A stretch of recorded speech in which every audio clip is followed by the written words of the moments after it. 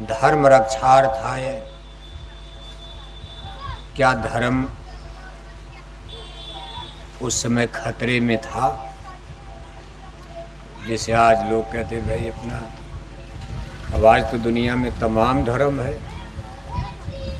हिंदू चिल्ला रहे हिंदू धर्म खतरे में है, तो मुसलमान भी चिल्ला रहे कि दीन ईमान इस्लाम खतरे में है। कहीं ईसाई चिल्ला रहे, कहीं सिख चिल्ला रहे।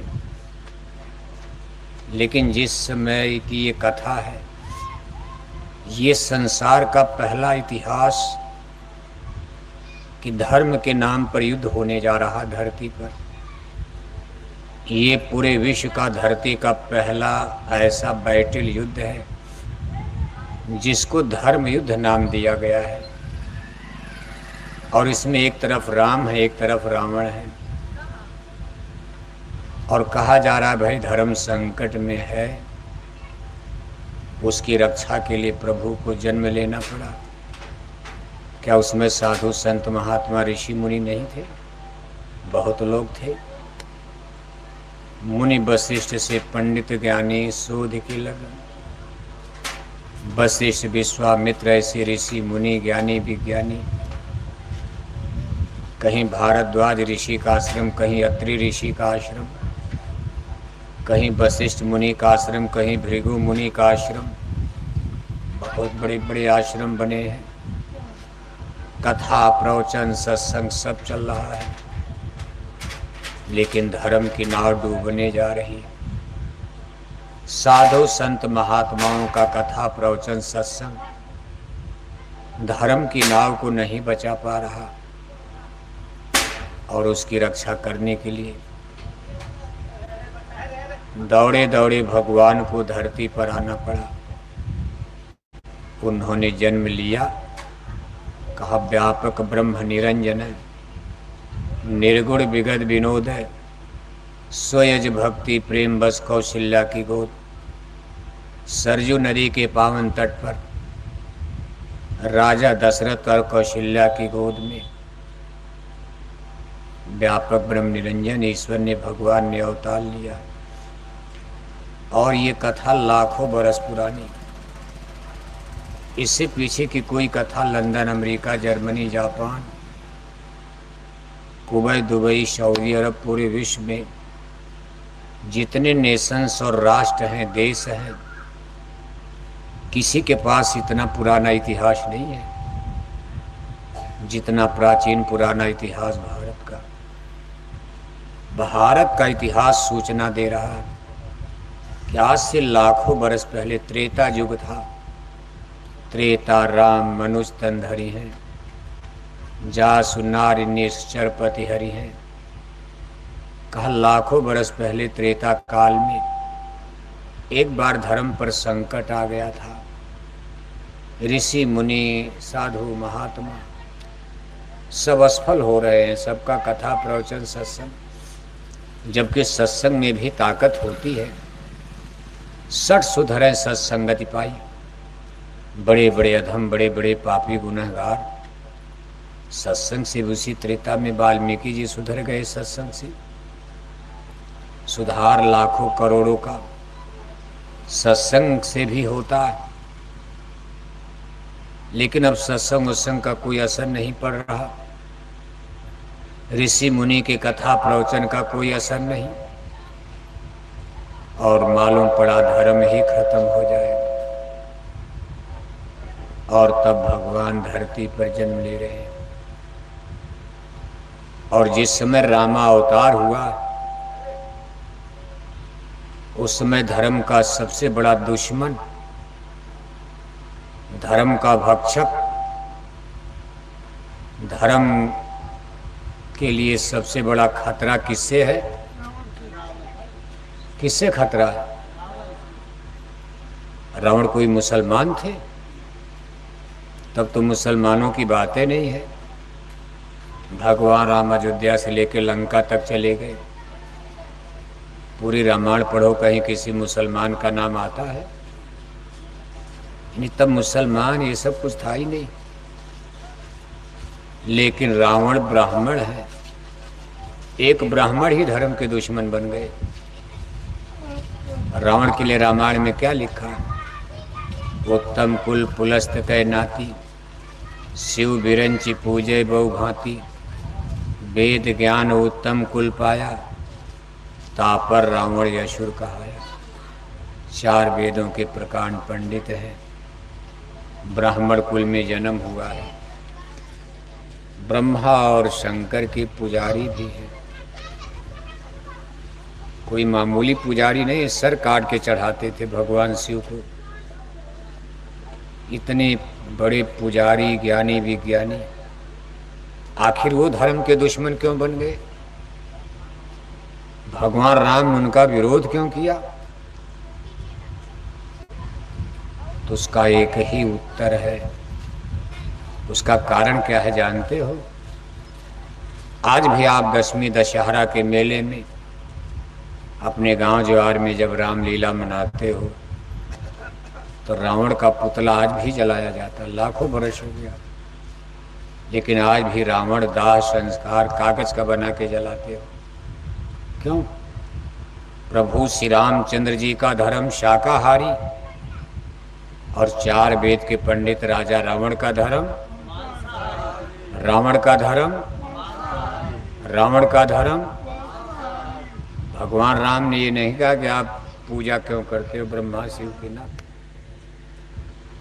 विरोध किस बात को लेकर हो भाई? आप मांस क्यों खाते हो? आपके लंका में, आपके साम्राज्य में आप ब्राह्मण कुल में जन्म लिए, लेकिन आप लोग मांस खाते हो। फिर इस पूजा पाठ धर्म का मतलब क्या है? धर्म और कर्म 2 चीज अलग अलग है। आदमी कितनों धर्म करे लेकिन उसका कर्म ही खराब है तो उसको क्या लाभ मिलेगा बताओ आप? मान लो कोई आदमी दिन भर झूठ बोले, धोखा दे, और शाम को जाके मंदिर में घंटा बजा दे, और घंटा बजाने के बाद वहीं बैठ के गांजा पीने लगे मंदिर में। उसको इस धर्म का कोई लाभ मिलने वाला है? कोई आदमी जाकर गंगा मैया में पटना में स्नान करे और घर में आकर के शाम को 1 किलो मछली खा ले, तो इसका कोई पुण्य उसको मिलेगा? जितना गंगा में नहाकर पुण्य प्राप्त किया, उतना घर में मछली खा करके पाप तो कर दिया। हिंसा हत्या तो किया, पशु पक्षी मार करके, सड़ी गली मुर्दा मांस खाना भी तो पाप है, और भगवान के दरबार का सबसे बड़ा पाप है ये। इसीलिए कहा सत्य हिंसा परमो धर्म। यानी जब तक हमारा आपका कर्म पवित्र नहीं होगा तब तक धर्म पूजा पाठ करने का कोई लाभ फायदा मिलने वाला। अगर आपका कर्म शुद्ध हो जाए, आप अच्छे कर्म करने लगो, तो पूजा पाठ कम भी करोगे, कोई हर्जा नहीं। कोई मंदिर मत बनाओ, एक भी मंदिर भारत में नहीं हो, लेकिन सब लोग शाकाहारी हैं। कोई शराब नहीं पीता, कोई मांस नहीं खाता, कोई मछली नहीं खाता, कोई गांजा नहीं पीता, कोई लालच नहीं, कोई लोभ नहीं, कोई दौलत के लिए चाचा नहीं मार रहा, कोई भतीजा नहीं मारता। सब लोग हिंसा हत्या से, चोरी ठगी बेईमानी से बच रहे। ये तो बहुत बड़ी चीज हो गई। और मान लो घर घर मंदिर बन जाए, जैसे मंदिर आपके सामने बना है, इसी तरह सबके दरवाजे मंदिर बनवा दिया जाए और सब लोग उसी में बैठ करके गांजा पियो शाम को। फिर उस मंदिर बनाने का लाभ क्या हुआ? ये सब पवित्र स्थान हमको आपको शुद्ध पवित्र करने के लिए ही तो बनाए गए हैं। तो भाई यहाँ चलेंगे 2-4 मिनट बैठकर भगवान को, ईश्वर को याद किया जाएगा, बुरे पाप कर्मों से, गुनाहों से माफ़ी मांगी जाएगी। लेकिन आज यही सब स्थान गंदे हो गए। जहाँ जहाँ गांव में मंदिर बने हैं, पूजा करने वाले कम, शाम को गांव के जितने गजेड़ी भंगेड़ी जुआरी शराबी वही मंदिर में जाकर शाम को अपना चीलम भरते हैं, गांजा पीते हैं। अकवास बकवास बात करते हैं, हरी चर्चा होती नहीं। तो इन पवित्र स्थानों की पवित्रता को आज गंदे मनुष्य ने अपने गंदे विचारों से ही गंदा कर दिया। मंदिर, देवालय, शिवालय ये तो स्कूल है भाई, अच्छी शिक्षा मिले। अब आप स्कूल है, स्कूल में क ख ग ABCD मास्टर पढ़ाएगा। अब स्कूल में गए, वहाँ मास्टर शराब पिए, बच्चे भी बीड़ी पिए, तो बच्चे का संस्कार क्या बनेगा? मास्टर ही शराब पीता हो, स्कूल में प्रिंसिपल ही सबके सामने सिगरेट पी रहा हो बच्चों की, तो बच्चों पर इसका क्या असर पड़ेगा? अगर मंदिर के पुजारी ही गड़बड़ हो गए, उनको तो जनता को एक अच्छा ज्ञान, अच्छी शिक्षा, इसीलिए सब देवस्थान जगह जगह बनाए गए, बन रहे हैं। और इसी में करप्शन, भ्रष्टाचार फैल जाएगा, मंदिर, देवालय, शिवालय सब नष्ट हो जाएंगे।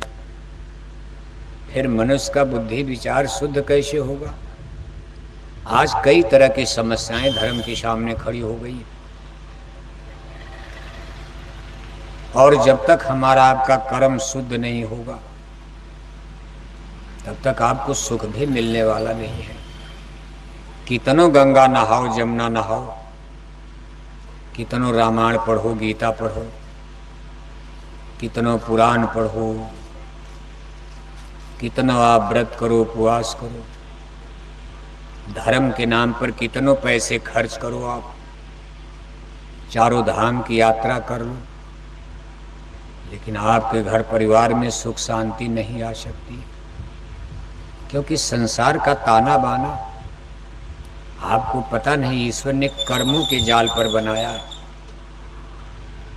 जैसे चिड़िया को फंसाने के लिए शिकारी जाल बनाता, इसी तरह से संसार में माया ने जीवों को फंसाने के लिए यहाँ कर्मों का कठिन जाल बनाया गया। कर्म प्रधान विश्व रचि राखा, जो जस करी सो तस फल चाखा। ये कर्मों का जाल, यही संसार का निर्माण करता है। अगर ये कर्मों के जाल न बने होते, तब तक ये धरती खाली हो गई होती, यहाँ कोई जीव न रहता, सारी आत्माएं स्वर्ग वैकुंठ देवलोक चली जाती। लेकिन यही कर्मों का जाल हमको खींचकर इस माया के बाजार में ला करके फिर गिराता है, जन्म मरण में डालता। इसलिए कर्मों की गहन गति को हमको आपको सबसे पहले समझ लेना चाहिए। कोई पूजा पाठ धर्म कर्म करने के पहले हमको आपको कर्मों के विज्ञान को, कर्मों के कानून को जान लेना चाहिए। मानव जन्म मिला है, बड़े भाग से मिलता सत्य है। इसकी इतनी बड़ी महिमा गाई गई है कि यह तन दुर्लभ तुमने पाया, जन्म कोटि भटका जब खाया। बड़े भाग मानुष तन पावा, सुर दुर्लभ सदग्रंथन गावा। मिली नरदेह यह तुझको, बनाओ काम कुछ अपना। ना जाने का पुण्य प्रगट भय, मानुष देह धरी। किस जन्म का पुण्य उदय हो गया।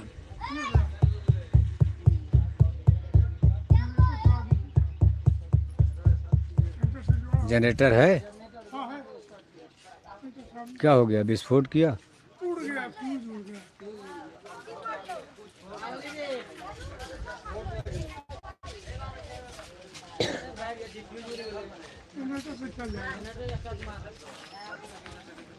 जनरेटर है, जनरेटर चलाइए, थोड़ा और आड़ में लगाइए उसको मास्टर। ओ मिस्टर, वो जनरेटर थोड़ा दूर कराइए, जाइए।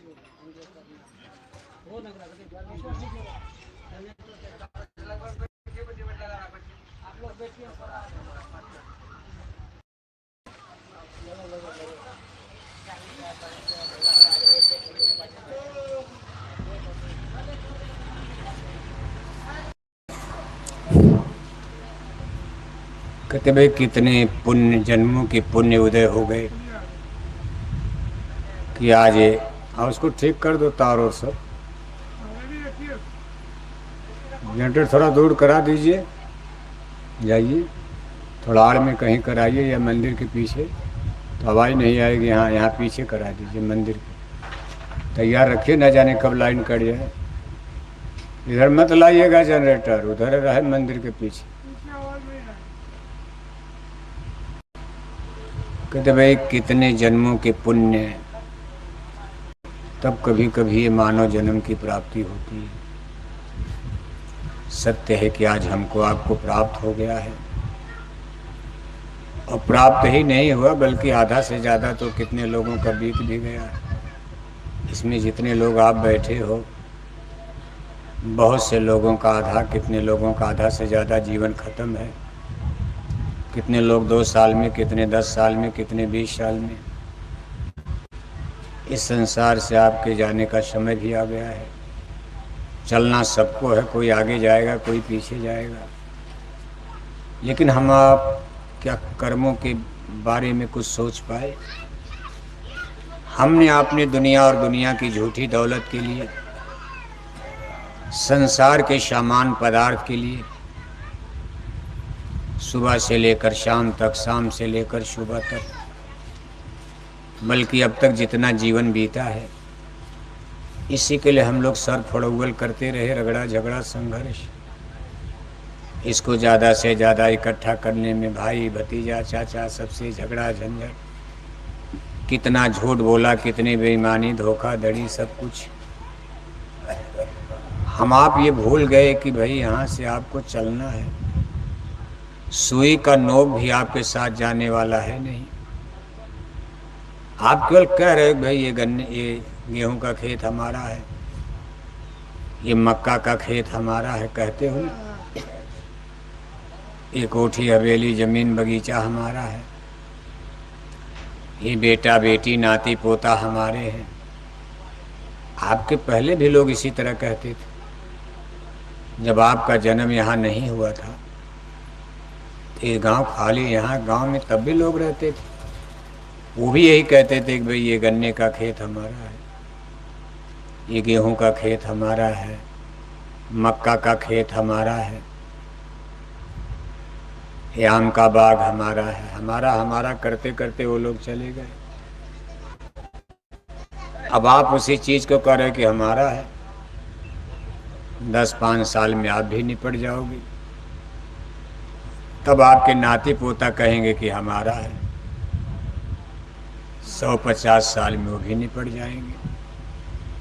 इस तरह से हमारा हमारा करते करते मानव जाति की अनगिनत पीढ़ियों ने धरती पर जन्म लिया, और अनगिनत पीढ़ियां मौत को प्राप्त हो गई।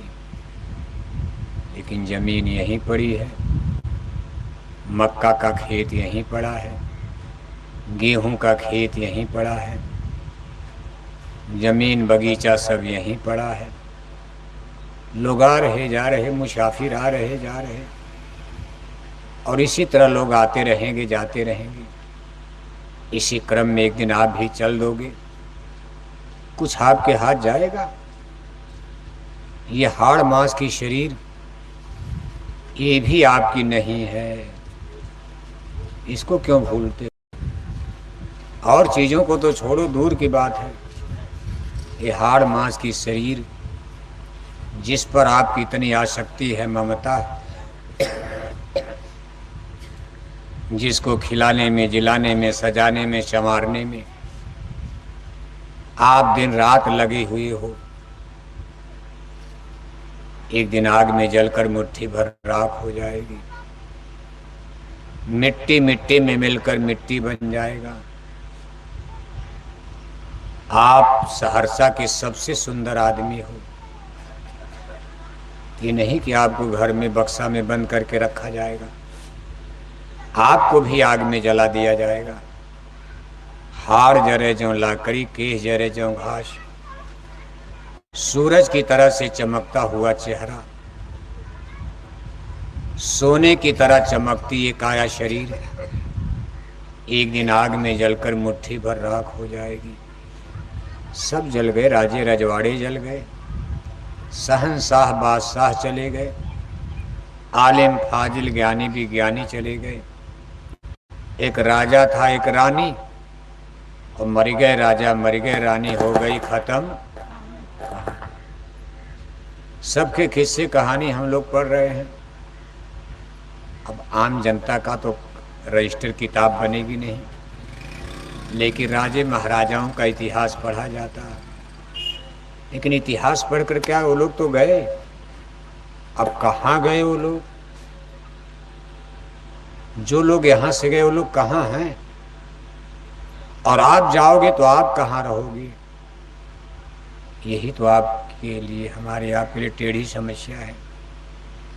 इसी चीज को सुलझाने, जानने, समझने के लिए ये मानव जन्म प्रभु ने आपको दिया है, और इसका सलूशन, इसका निदान, इसका हल केवल मनुष्य शरीर में ही संभव है।